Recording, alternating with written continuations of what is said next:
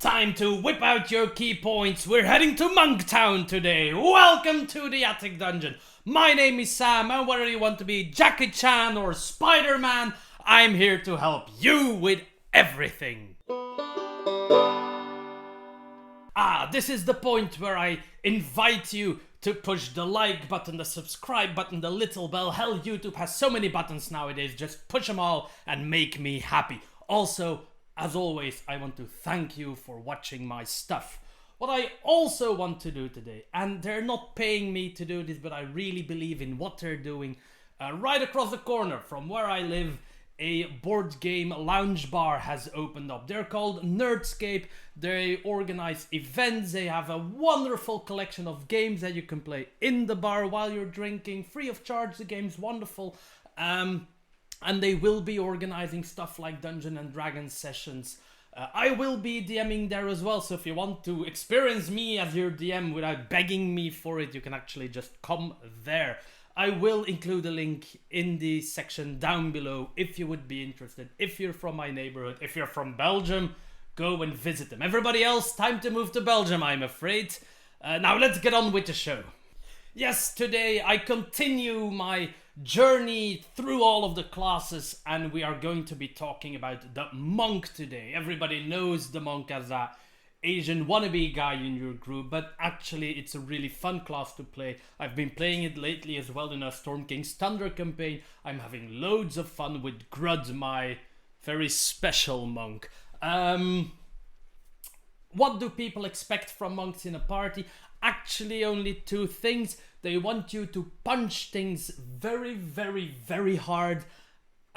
Possibly stun them with Stunning Strike, one of your most popular monk features. And other than that, they expect you to have great mobility.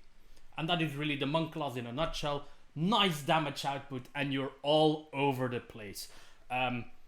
Exploration obstacles that require you to jump and climb are really nothing to the monk, but that's the fun part of playing the class. Can you do other things as well? Of course you can. The monk that I'm playing is quite the frontline tanky fellow so far. And please, Dungeon Master, don't kill me now. But so far he hasn't gone down a single time. You can actually build a monk to be a tank. You can build him to be a healer nowadays as well, thanks to Tasha's. They can't cast spells. Of course, there's the, the 4 elements monk. They have they have a lot of spell-like abilities, but monks cannot be full spellcasters, so you can do ranged damage though. There is the Sun Soul monk guy who has a ranged attack, so actually a monk is a perfect scout, great stealth character, punchy, tanky, healy can all be done. They're probably not the best face of the party because they need a lot of ability scores to make their own stuff work, so they usually don't have a lot of room to invest in charisma. So, face of the party, diplomat stuff, not for the monk. All the other things, possibly the monk can do this. So as always, don't feel pigeonholed in doing what the party expects from you. You can expand on these things and have a lot of fun. Now, if we look at the monk, of course, when you're creating a monk at level 1, there are a few ability scores that are going to be super important to you. Dexterity, wisdom, and constitution, possibly in that order. Why? Almost all of your attacks, if you play it a bit clever, are going to be dexterity based. Wisdom, look at that. Because constitution is like in the middle on the character sheet, so I go 1-3. Wisdom, it's going to contribute to your armor and your difficulty class for your Stunning Strike and a lot of your other monk abilities that require a difficulty class or difficulty check are going to be wisdom based, so that's why it's important. And constitution, because you're going to be fighting on the front line almost exclusively, except if you're the Sun Soul rangy laser monk, you're going to be on the front line all the time, so having some actual hit points to back that up is going to be really nice. 3 ability scores that need to be at a decent to high level. As I said, don't leave a lot of imagination for the other scores, so strength, intelligence, and charisma are going to suffer a bit because you need 3 scores to function decently.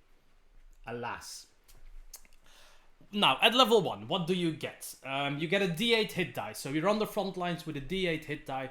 It's not the D10 of the fighter, but it's enough to keep you going. It makes it a bit more important to have a decent constitution score to compensate for the average hit die. Then again, clerics can survive with that one, so should you. When it comes to armor proficiencies, you don't get any. Ha! You're a monk, you fight butt naked, deal with it. You get something better, don't worry. Weapons, you get all the simple weapons and you get short swords. Now you will see a lot of mentioning of monk weapons throughout the monk section of the player's handbook. Basically, monk weapons are all the simple weapons and the short swords. Those are all the monk weapons that you're proficient with. And they don't look like monk weapons. I know a short sword isn't the most monkey weapon, but you can easily reflavor that to what's it called? A kama, like the little sight thing. That could easily be a short sword. You want the nunchuck, the player's handbook advises you to like take the stats of a club and just reflavor it to a nunchuck. That's perfect. So if you really want to go for that Asian flavored monk, just reskin a lot of the weapons. If you don't need to reskin. My monk really isn't an Asian flavored monk. He's drunk dwarf spy. So yeah, bro, he doesn't care about what his weapons look like. Saving throws. You get strength and dexterity. As always, there's the useful save that you get. In this case, dexterity, super useful, is going to allow you to dodge dangerous traps and fan favorite spells like Fireball. And strength save, oh well, you might need it at some point. You got it, yay for you. You get 1 artisan tool proficiency. Really nice to fill out the roleplay section of your monk. A lot of the subclasses I find for the monk also give some extra tool proficiencies, which is nice because it adds to your versatility outside of combat. As with all martial classes, outside utility depends a lot on the creativity of the player. So the more proficiencies, the more stuff you can think of. Skill-wise, you're in the average pool, you get 2 skills from a section of 6. They're very physical related skills, obviously. You could pick both acrobatics and athletics. I think perception is in there, stealth. There's some nice skills in there, but it's the average package, really. Now, I said you don't get any armor. You get an unarmored defense feature, much like the barbarian. If you remember, the barbarian's defense was based on his dex and his con score. Yours is based on your dex plus your wisdom, and of course you can add 10 as always. So 10 plus wiz plus dex is your armor class, and that is again why wisdom is very important to you. And dex, obviously, dex is always important. If it's a main thing, dexterity. I've talked about it so many times. Let's not. What you cannot do though, and the barbarian can do this, but the monk cannot wear a shield and still benefit from unarmored defense. So no shield, no armor, and then you can do 10 plus dex plus wisdom, which it's quite possible to start out with a monk at 16 armor class, which is decent because they are a bit wet paper bag in the beginning when it comes to defenses, but it goes up as you play the game. You gain more defensive options as you level up, so don't worry about that too much. And your armor class will go up from just investing in those important ability scores on the usual levels. Another important feature, of course, is your martial arts feature. That is really the bread and butter of the monks. That is where they're going to get most of their damage from. What that means is that if you want, duh, you are going to want this, you can use dexterity for unarmed attacks instead of strength. Very important because you're not a strength-based class and you already need dexterity to stay alive for the armor class. So it's really nice of wizards to also allow us to use dexterity as our punchy ability score. So out you go with strength completely. Dexterity is going to be your attacky score. Also because usually attacks, unarmed attacks, just deal 1 plus your ability score modifier. That would be like, maybe if you start at 16 dexterity, you'd deal 4 damage. That's actually going to get replaced by a d4. So all of your unarmed attacks now deal d4 plus your dexterity modifier damage, which is already a nice little buff, but this, it becomes obviously a lot better. This martial arts die, as it's called, the d4, grows with you in level. I have to check the exact swaps here, but it becomes a d6 at level 5, so then all of your 50 punches deal a d6. It becomes a d8 at level 11, and I think somewhere in level 17, it is at level 17, it becomes a d10. So all of your unarmed attacks, and you will be doing quite a few, are going to grow in power as you grow in power, which is really nice. Also important to know, you can replace your attacks with monk weapons with this die as well. So in the beginning, if you are going to be that short sword wielding monk, obviously in the beginning it's going to be better to use the short sword's damage, the d6, to deal stabby stab damage, and then complement it with punchy punch damage. But as you gain levels, once you get up to level whatever I said, 11, where it becomes a d8, you're better off using that as your short sword damage. You can still stab people with your short sword, even if it's a magical short sword you've acquired somewhere. You can keep the +1 bonus basically, but replace the d6 with the d8 monk martial arts damage, which is really, really good actually. So you'll never be shy for damage once you've gained some levels. The unarmed attacks actually scale really well with the rest of your damage, and you can still use weapons, as I've just said. More on that later, because Tasha's dramatically changed the game for monks in that aspect. Also important to note about unarmed attacks, really, really, really important, they don't have to be punches. It's very possible for a monk to be wielding maybe not a heavy weapon, but a versatile weapon, a weapon that you can choose to attack with 1 or 2, and you can just grab it with 2 hands and wacky whack on their face. And then there's always these dungeon masters who go, yeah, but you can't use an armed attack because you're holding a weapon with 2 hands. Boo-hoo. Unarmed attacks, and it's stated in the book, can be kicks, punches, headbutts, really anything. It's just an attack without a weapon. So you can whack someone on the head. I don't know, you're using a staff for the Asian flavor of the month. You're whacking people with a staff, and then you just kick him in the teeth afterwards. It's going to work perfectly. So don't be afraid, if you can, to use 2 hands to get more damage out of your weapon, and then just follow it up with headbutts and kicks to the face. You'll be fine. The last thing the martial arts feature does is that whenever you take the attack action, you attack with unarmed strikes or a monk weapon, you can use your bonus action to follow up with an unarmed strike. So basically, you kind of get 2-weapon fighting, even if you're not fighting with weapons. And seeing as we know that the die, the martial arts die, grows, this actually scales really well. So you always, if you don't have anything to do with your bonus action, you always have an extra free attack. And even better, and this is something that 2-weapon fighting does not have, you know that if you attack with your offhand weapon, normally you don't get your ability score modifier to your damage. This one does. So the unarmed strike that you do as a bonus action gains the full benefit from your ability scores, both for the attack roll and the damage roll. So at level 1, you can actually out damage quite a lot of punchy classes. Well, you're up there with the very good damage dealers, but as I said, you're a bit of a wet paper bag at the start of the game.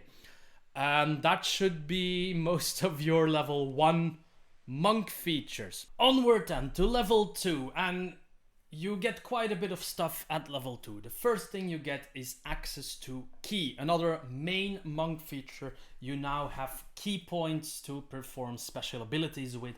The amount of ki points that you have is always equal to your monk level, and you regain them on a short rest. And remember that, because that is very important. The fact that you regain these on a short rest is going to make you pretty powerful later on. Because right now you only have 2, which is going to allow you to perform one of 3 abilities that you get twice. But as I said, I'm playing one myself right now, and I'm level 9. I got 9 ki points every short rest. It starts to add up at a certain point. That's a lot of extra abilities. Now, at level 2, there's 3 things that you can do.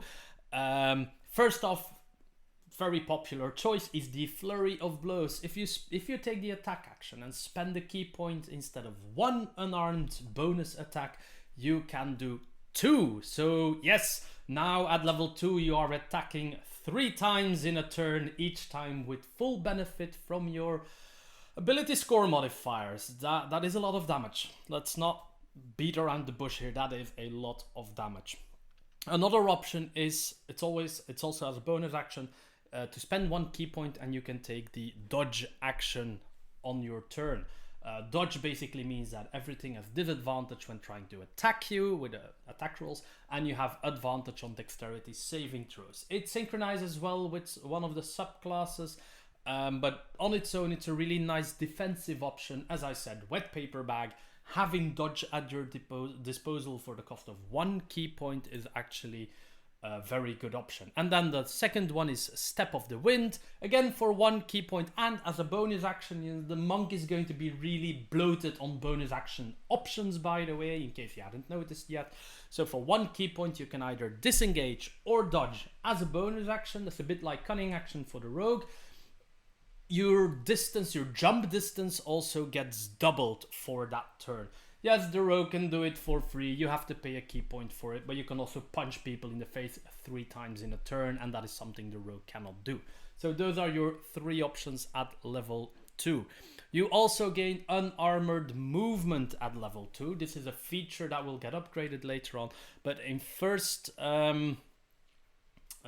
instance, this means you get extra movement speed. You get at level 2 10 feet of movement speed right now, as long as you're not wearing armor or a shield, so you can't abuse it to make a fighter go quicker. You just have to be butt naked, then you can run faster.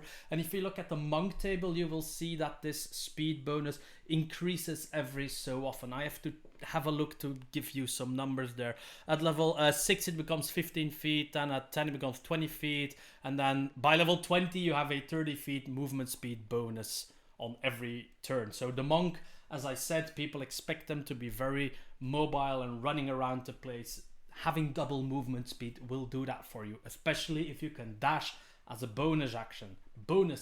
So purely hypothetical, a level 20 monk who uses a Step of the Wind has at least 120 feet to move around with within 1 turn, within those 6 seconds. So that's really quick. You will get around the battlefield.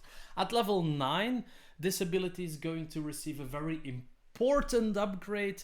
It's going to allow you to run on vertical surfaces and across liquids during your turn. So you can run up a wall, you can run across a lake or whatever, but the moment you stop, the power stops working, as it were. So you can't stand still on water, you can't stick to walls while standing still, but you can run up walls and you can run across water.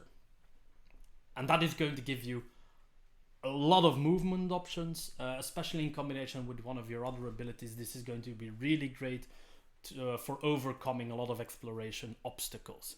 Now, level 3... Oh, no, not level 3 yet, because Tasha's came out, obviously, and I'm adding those options here. And the one that you have for Monk is actually pretty significant. For Monk, at level 2, Tasha gives you dedicated weapon.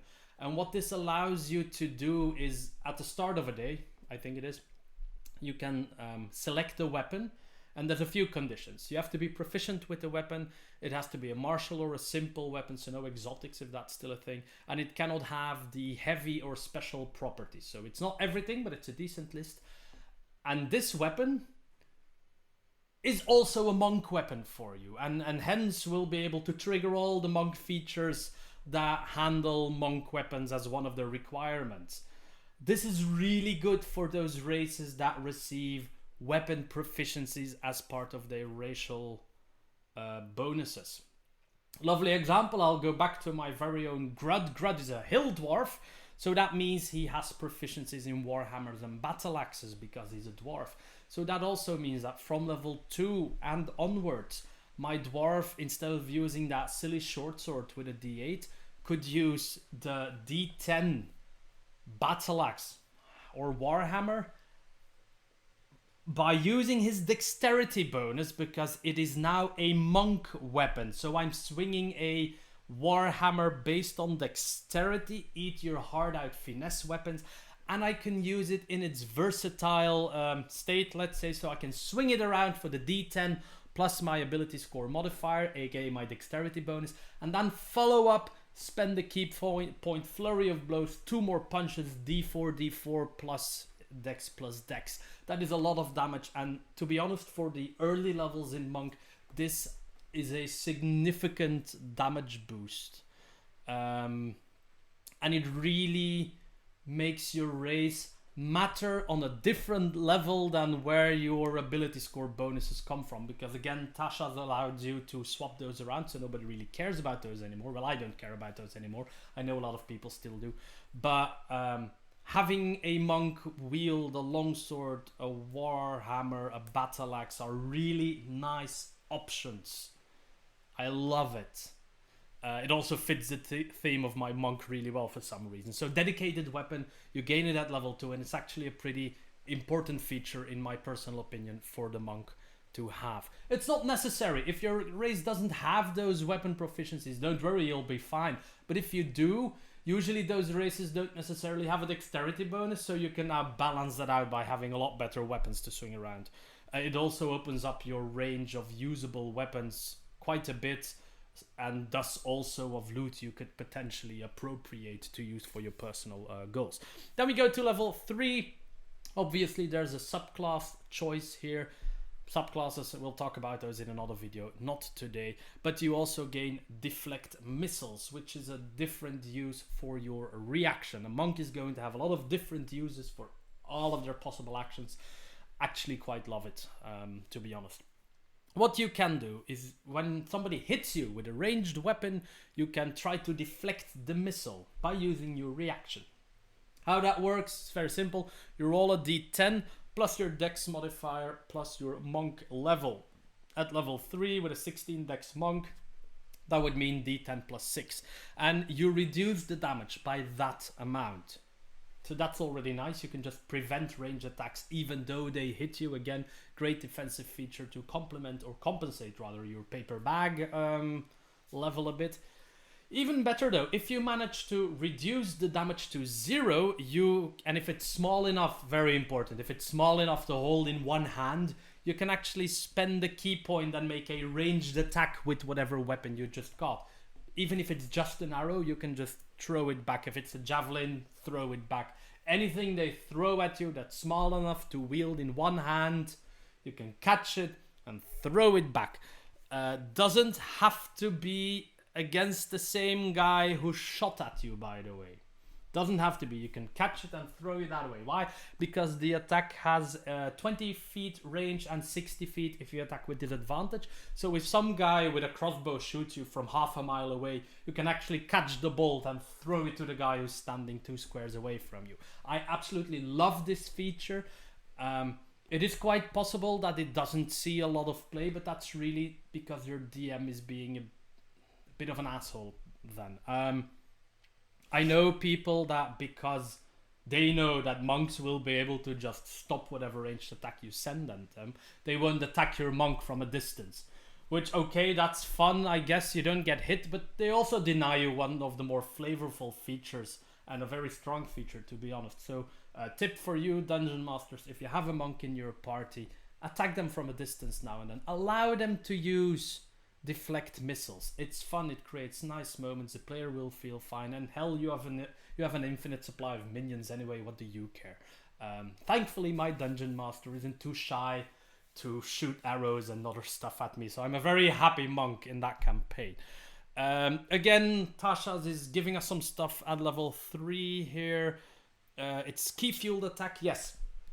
Key fueled attack, a very niche ability but very useful for one specific monk class, namely if you've spent key as part of your main action, you can still make a bonus attack, unarmed attack if you want to. Used to be impossible because the martial arts feature says that you need to take the attack action to be able to do that unarmed bonus attack, so anything else doesn't work. And this is very specifically, and we'll talk about that later in the subclass video, but this is for the 4 elements monk. They have a lot of spells that they can cast. Well, spells. Obviously they're spells, but they have a different name and different mechanic. By using key points, they cast spells. And while that's very cool, they could never access their bonus attacks this way, because they weren't attacking, so they couldn't do the bonus attacks, and they lost out on a lot of damage. And that subclass, that was one of the reasons that subclass was looked upon with contempt by the community, and with good reason. It was a bad mechanic. With this optional class feature, but I highly advise it if you have a 4 elements monk in the party, even just for all monks. If they spend ki as part of their main action, they can now still punch. Really good, really nice. It will help out the 4 element monk somewhat. That concludes level 3. At level 4, of course, and again at 8, 12, 16 and 19, of course you gain an ability score modifier and quite possibly a feat. Won't be talking about those levels anymore, but you also gain slow fall. Another use for your reaction. If you're not catching arrows, you might be leaping off cliffs. And if you do, and you use your reaction to activate slow fall, you can reduce the damage that you take by 5 times your monk level. So at level 4, that means if you fall, you could prevent 20 falling damage of whatever you're taking. It's really good actually, and it combines really well with the level 9 feature of unarmed movement. Then we continue to level 5. You get a few very important things here. First off, you get extra attack. You're a martial class that is not the rogue, so you gain extra attack. You can now attack 4 times in a turn if you spend 1 key point. What's not to love? You also gain stunning strike, quite possibly according to a lot of people, the most important monk feature you'll get. The way this works is once you've hit a creature, you can spend 1 key point to attempt to stun the creature. The DC is based on 8 plus proficiency plus wisdom. So as I've already said, wisdom is kind of your spell casting ability. You don't cast spells, but you get the idea here. And the save that has to be made is a constitution save. So that's decent. Depending on what type of setting you're playing in, this is going to be good or bad. But the stunning strike on its own is marvelous because first off, you only have to decide when you hit. So if you miss, you don't waste a key point. You just hit and then say, okay, now I'm going to attempt to stun them. It only works on melee though, so no ranged archery stunny things. But if the creature fails, it is stunned until the end of your next turn.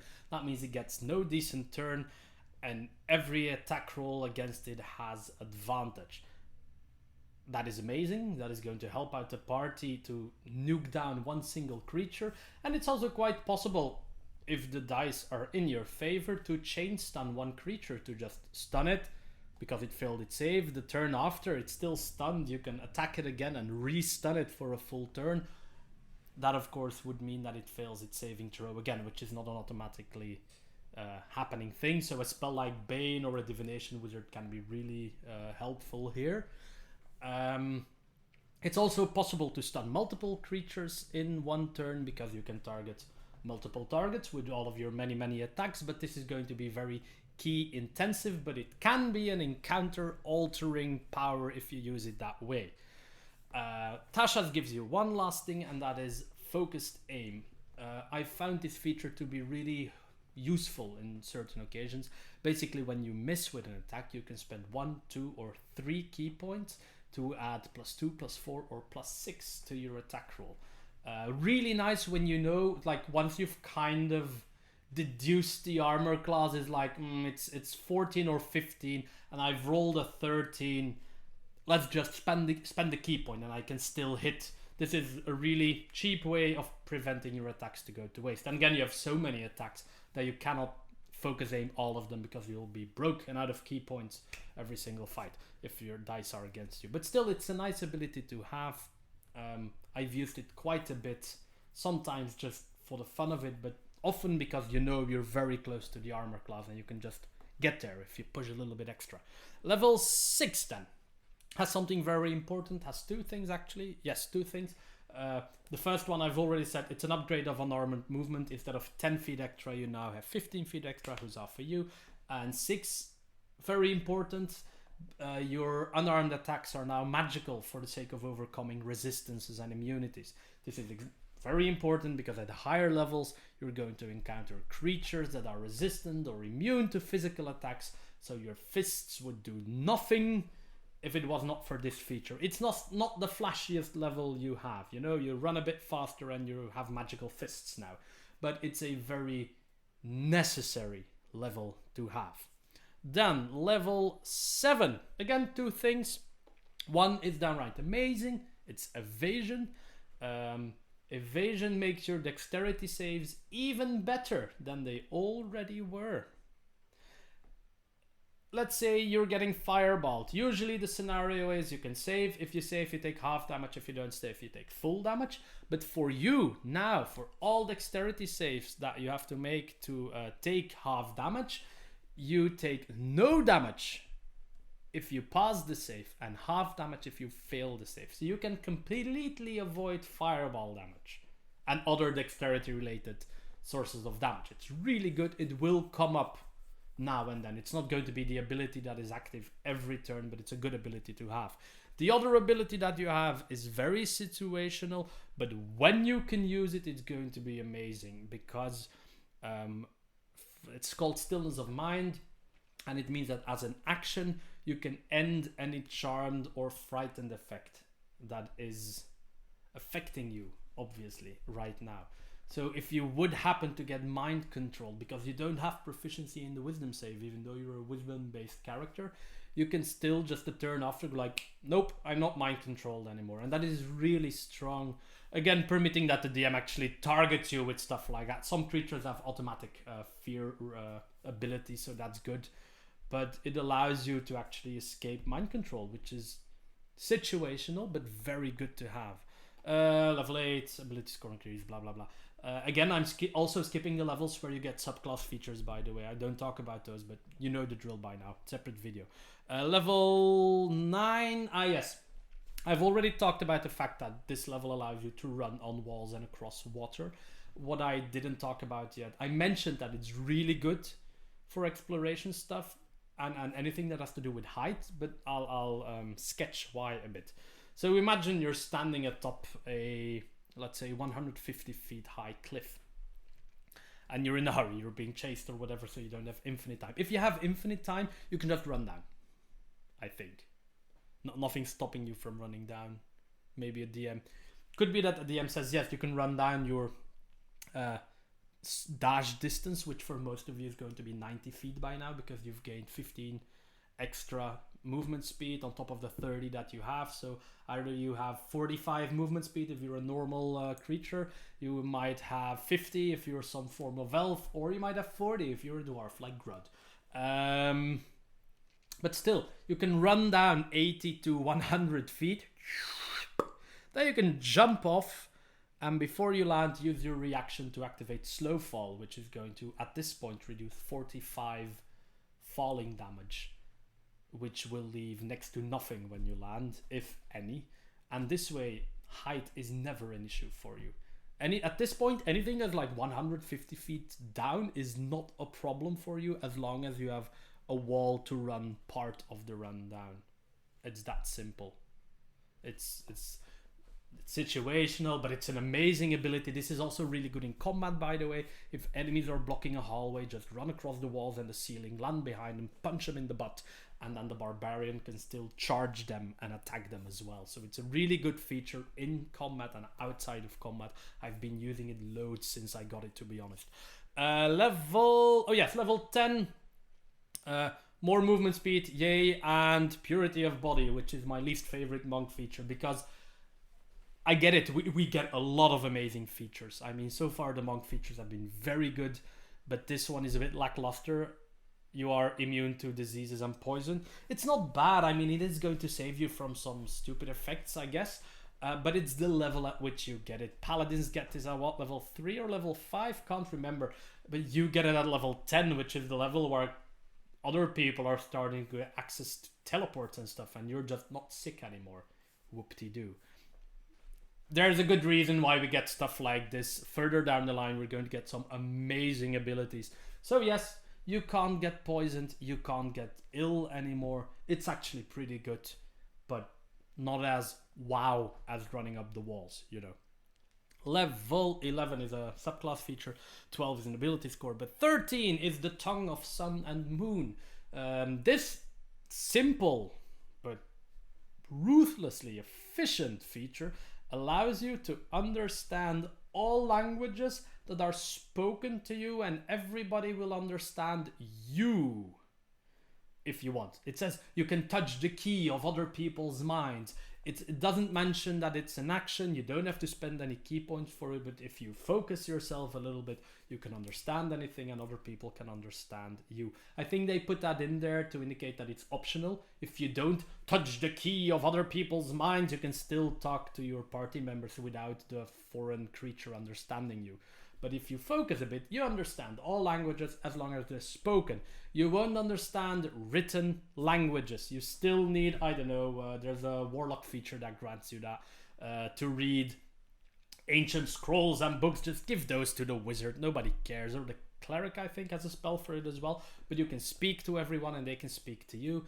If you did manage to pick up some points in charisma, or you do have some proficiency in charisma-based skills, this is going to help you communicate with everything. The dungeon master can no longer have these secret, oh, nobody understands infernal, so you can't hear what the demons are saying. You can I do for everything, which is really good. And I'm not this level yet, but I'm looking forward to gaining this feature. Then we go on to level 14, which has two things. Once again, you're gaining more movement speed, but the most important thing is Diamond Soul, and it is downright amazing. You are now proficient in every saving throw. There you are. Nothing more, but certainly nothing less.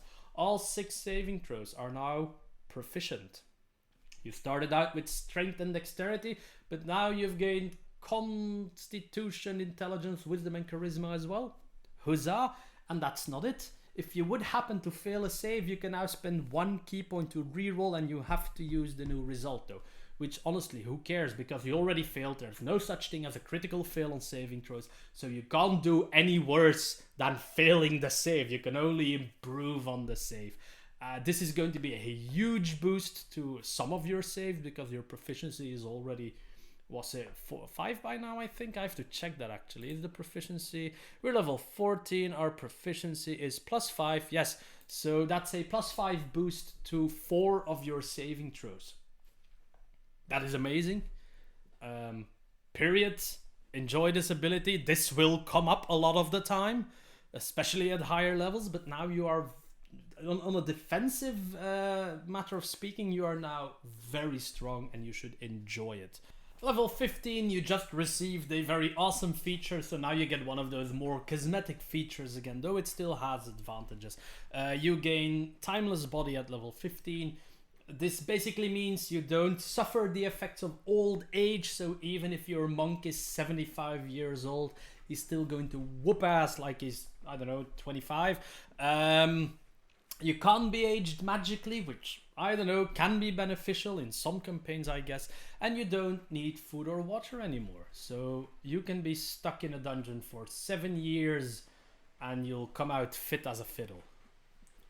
You can see there's potential in this ability. It may come in handy, but it's super situational. It's one of those more cosmetic abilities. But I'm sure there's a use for it. I'm not opposed to this ability. I like it, but I don't see immediate use for it. Then we have ability score, monastic features, and then you have empty body at 18, which is special, but good. The first thing you can do is spend 4 key points to become invisible for a full minute. And more importantly, during this minute, you also have resistance to all types of damage except force. Where the monk was once a paper wet bag, he is now the tank of the party because you have resistance to all damages, proficiency in all saves. What's not to love? And also, this is not the invisibility spell, so it doesn't end because you attack something. You're invisible for the full minute, and that means you have advantage because stuff doesn't see you, and other things have disadvantage against you when attacking you. Can't cast spells on you because they can't see you. This is really strong. In combination with everything that you've gained as a monk, this is a really strong defensive feature. If you spend 8 key points, don't forget you have like 18 now, so yeah, it's half of what you have, a bit less, but you can cast Astral Projection, which is a 9th level spell, by the way. This allows you to enter the astral plane with your soul. You can't take party members with you though. The normal Astral Projection spell says that you can take a bunch of creatures with you into the astral plane. You cannot do that with this one, but then again, you can cast it twice a day. Well, you can cast it twice every short rest, while the, I don't know, wizard who gets it can cast it once per day. So there's a definite difference in power level here. But everything else remains the same. It's a spell that allows you to travel to the astral plane, and through the astral plane you could travel to other planes, and then your body would follow. So it's a major intraplanar utility spell. Very campaign dependent if it's going to be useful, I guess. But it's cool that you get this on top of the invisible resistance to almost all damage thing, by the way. This is in the same feature.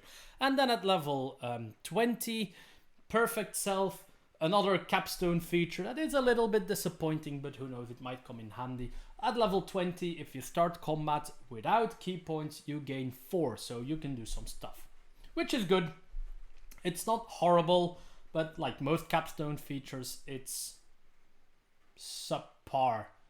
You've already gained your best features before. I think the level 18 feature is much... Well, the good news is you can use your level 18 feature each combat. So each combat, you can go invisible and whoop people from invisibility with your 2 attacks plus your bonus action 1 attack. So that's actually... It's good anyhow. It's just not amazing. And there you have it. That's all of the abilities for the monk. It was a lot to talk about because this is one of the martial classes, I think, that gains the most features. They gain a lot of stuff. Not all of it is combat based. They gain a lot of utility as well, which is why I actually really like this class now that I've played it. And they have some cool subclasses that we can talk about later. But there, yeah, let's see. Talk to me about your monk. Did this help you? Are you now confused even more about your monk? Talk about it in comments down below, and if all goes well, my dear people, we'll see each other again in 2 weeks in the Attic Dungeon.